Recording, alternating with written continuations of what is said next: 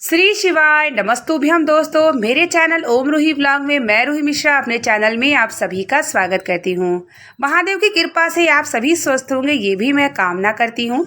आज मैं आप सभी को शेयर करने वाली हूँ कि कितना भी आपके जीवन में दुख है ज़रूर समाप्त होगा। बस जीवन में प्रतिदिन 3 संकल्प और 3 नियम को बना करके रखना है। किसी भी प्रकार का वह दुख हो, संतान प्राप्ति हो या धन वैभव की कमी हो या रोग बना हो, कोई भी परेशानी दुख है, अगर आप परेशान हो चुके हैं, आप सब मनोकामना पूर्ण करने के लिए आप हर जगह बोल चुके हैं, आपकी पूर्ण नहीं हो रही, आपका दुख ही नहीं समाप्त हो रहा है, तो आप 3 नियम ज़रूर बना के रखें और प्रतिदिन रखें। वो कौन कौन से नियम है वही आज हम आपको शेयर करने वाले हैं। क्योंकि जब इंसान के जीवन में दुख आता है तो इतना आता है कि कभी कभी वो इंसान हारने लगता है कि मेरा दुख समाप्त ही नहीं हो रहा है। आप कामना पूर्ति के लिए कहीं कहीं आप मन्नत मांगते हैं, व्रत को करते हैं, तो भी आपकी कामनाएं पूर्ण नहीं होती, तो आप निराश हो जाते हैं और आपको लगता है कि भगवान मेरी नहीं सुन रहा है और ऐसे में आप हिम्मत हारने लगते हैं। तो आपको हिम्मत हारने की ज़रूरत नहीं है। आपको सिर्फ और सिर्फ प्रतिदिन 3 संकल्प 3 नियम को बना के रखना है और हमेशा बना के रखना है। आपका कृपा आपके ऊपर ज़रूर होगी और आपका दुख जो है किसी भी प्रकार का होगा ज़रूर समाप्त होगा। तो आइए अब हम जानते हैं सबसे पहला नियम और संकल्प। सबसे पहला नियम और संकल्प हम आपको बताएंगे कि आप स्नान करने के बाद सूर्य भगवान को जल देने के बाद आप आसपास आपके जो भी मंदिर हो, शिव मंदिर हर जगह होता है, शिव मंदिर ही जाएं, 1 लोटा जल साथ में लेकर के जाएं, देवादिदेव महादेव को समर्पित करें 1 लोटा जल और अपने हृदय की बात महादेव से कहें। और अगर आपके पास थोड़ा सा भी समय है तो आप मंदिर की सफाई ज़रूर करें। मंदिर की जब आप सफाई करते हैं तो हमें पूर्व कर्म के आधार पर जीवन में दुख और सुख मिलता है। और जब आप मंदिर की सफाई करते हैं तो आपके जीवन से पूर्व कर्म के जो बुरे कर्म हैं उसकी सफाई होती है और आपके जीवन में जो दुख चल रहा है वो समाप्त ज़रूर होता है।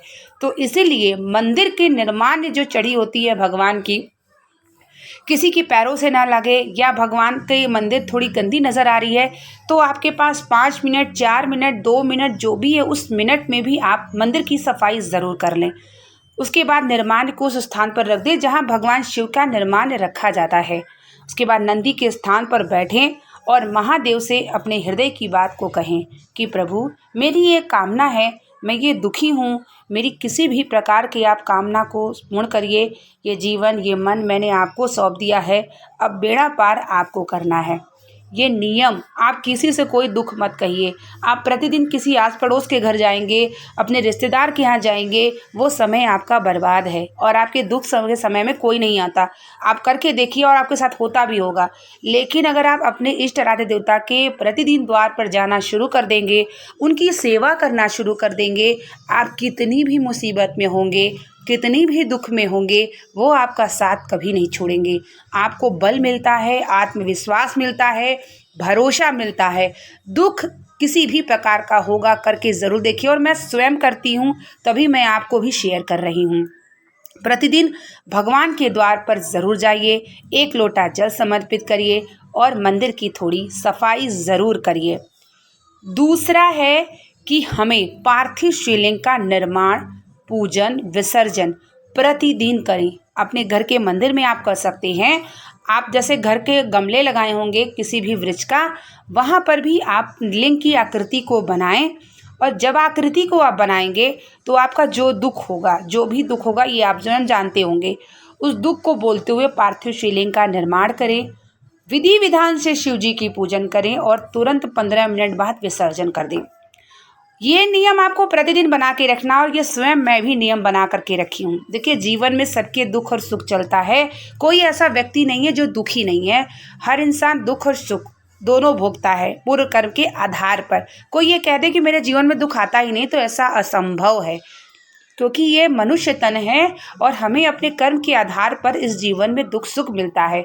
और उस दुख की घड़ी में आप अगर औरों के साथ समय बिता के अपना जीवन व्यतीत करते हैं तो ये आपका दुर्भाग्य होगा। तो आप जो है दूसरा नियम क्या करेंगे, पार्थिव शिवलिंग का निर्माण और पूजन। दूसरा भी मैं नियम करती हूँ प्रतिदिन संकल्प, जो मैं करती हूँ वही मैं आपको शेयर कर रही हूँ, जो मुझ पे बीतती है वही मैं आपको शेयर करती हूँ कि मुझे आत्मबल भरोसा कैसे प्राप्त होता है। अगर आपके जीवन में सब कुछ चला जाए, कोई भी आपके साथ नहीं है, तो अब भी इस स्थिति में आप 2 नियम बना के रखिएगा। कभी कभी ऐसी स्थितियां पैदा हो जाती हैं, सभी के साथ हो जाती हैं कि दुख इतना आता है, परेशानी इतनी आती है कि अच्छे अच्छे लोग साथ छोड़ के चले जाते हैं, जिसका आपने भरोसा भी नहीं किया होगा। और ऐसे में आप आत्मबल को खो देते हैं। आपको लगता है मेरा तो कोई है ही नहीं, तो इस दुनिया में कौन किसका होता है? कोई नहीं होता सिवाय आपके इष्ट के महादेव के सिवा। तो उनको अपना सब कुछ मान लीजिए।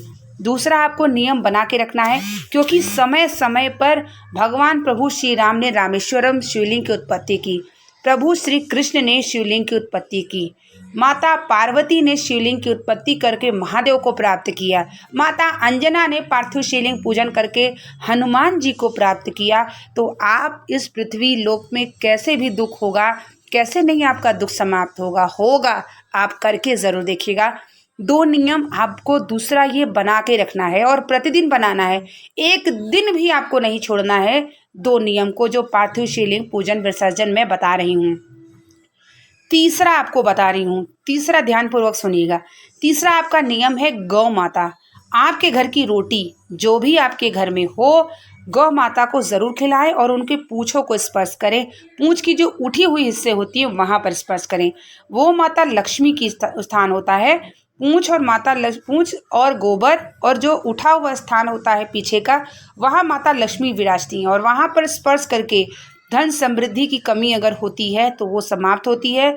गौ माता आपके द्वार पर खड़ी हो जाए, गौ माता आपके द्वार पर गोबर करके चली जाए, लार गिरा दे 84 लाख योनि में, अगर आपने मनुष्य तन पाया है, गौ माता की आपने सेवा कर ली, गौ माता आपके द्वार पर आ गए, सभी प्रकार के दोष समाप्त हो जाते हैं, ये जान लीजिए। तो आपके घर से सभी दोष समाप्त हो जाएंगे और माता लक्ष्मी की कृपा होगी और श्री नारायण की कृपा ज़रूर होगी, क्योंकि नारायण 33 कोटि देवता के साथ गौ माता पर बैठ करके तीर्थ करने गए थे। तो ऐसे में आप जो है गौ माता की सेवा ज़रूर किया करिए, ज़रूर किया करिए। गौ माता की सेवा करने से आपके जीवन से समस्त दुख भी समाप्त हो जाते हैं। और साथ ही शाम का जो समय होता है, प्रदोष काल का जो समय होता है, आपको अपने मुख्य द्वार का जो मुख्य द्वार होता है, राइट हैंड यानी सीधा हाथ जो होता है, उस स्थान पर बैठ करके भगवान शिव का ध्यान करिए और अपने हृदय की भावना करिए कि प्रभु मैं ये स्थिति और परेशानी में पड़ा हूँ या पड़ी हूँ। आप नंदी पर सवार होकर के जब आप भ्रमण के लिए निकले तो मेरे द्वार पर ज़रूर दृष्टि रखिए और मेरी ये दुख काटिए। प्रतिदिन आपको बोलते हुए मुख्य द्वार पर लंबी बाती का दीपक जलाना है। ये करते हुए आप दीपक जलाना शुरू कर दें और ये आपको प्रतिदिन करना है। ऐसा नहीं है कि आपने एक दिन किया और 4 दिन नहीं किया। जो भी मैंने आपको ये नियम बताया है, ये आपको प्रतिदिन करना है। प्रतिदिन नियम करते हैं तो 3 महीने के अंदर तो आपको प्रभाव दिखने को मिल जाएगा और निरंतर करते रह जाएंगे तो जीवन में शिव की कृपा प्राप्त जिस दिन हो गई, उस दिन आपका कैसा भी दुख होगा, कैसी भी परेशानी कष्ट होगी, ज़रूर कटेगा। मेरे जीवन में जो चल रहा है मैंने महादेव को सौंप दिया है और मैंने स्वयं 3 संकल्प 3 प्रतिदिन नियम करती हूँ, जो मैं आपको शेयर कर रही हूँ। जीवन में धीरे धीरे परिवर्तन बदलाव हो रहा है, भगवान शिव की भक्ति प्राप्त हो रही है, दुख भी कट रहा है, मन में प्रसन्नता रहती है, भगवान के प्रति ध्यान लगा रहता है। कोई साथ में हो ना हो मुझे कोई फ़र्क नहीं पड़ता, क्योंकि दुख की घड़ी में अच्छे अच्छे रिश्ते परिवार सब साथ छोड़ के चले जाते हैं। होता है सिर्फ और सिर्फ आपके भगवान, आपकी भक्ति और आपका आत्मविश्वास और आत्मबल। तो आप भी इसी तरीके से जीवन में 3 नियम बना करके रखिए। कभी जीवन में हारेंगे नहीं, कभी आपका दुख ऐसा नहीं होगा कि कटेगा नहीं, कटेगा ज़रूर। कभी देर लग सकता है लेकिन कटता ज़रूर है। उम्मीद करेंगे कि वीडियो आपके लिए लाभदायक रही होगी, जानकारी भरी होगी। वीडियो को लाइक और शेयर, कमेंट में हर हर महादेव का नारा ज़रूर लगाया करिए। जो भी मैं स्वयं करती हूँ, जो जानकारी प्राप्त करती हूँ और जो मैं अपने ऊपर लागू करती हूँ, वही मैं आपको शेयर करती हूँ। बने रहिए मेरे चैनल पे, जो भी जानकारी शेयर करूँ आप तक प्राप्त हो और आप भी 84 लाख योनि में भगवान की भक्ति करके अपने जीवन को सार्थक करिए। मिलते हैं नेक्स्ट वीडियो और नेक्स्ट जानकारी को लेकर के। तब तक के लिए श्री शिवाय नमस्तुभ्यम, हर हर महादेव, जय श्री राम।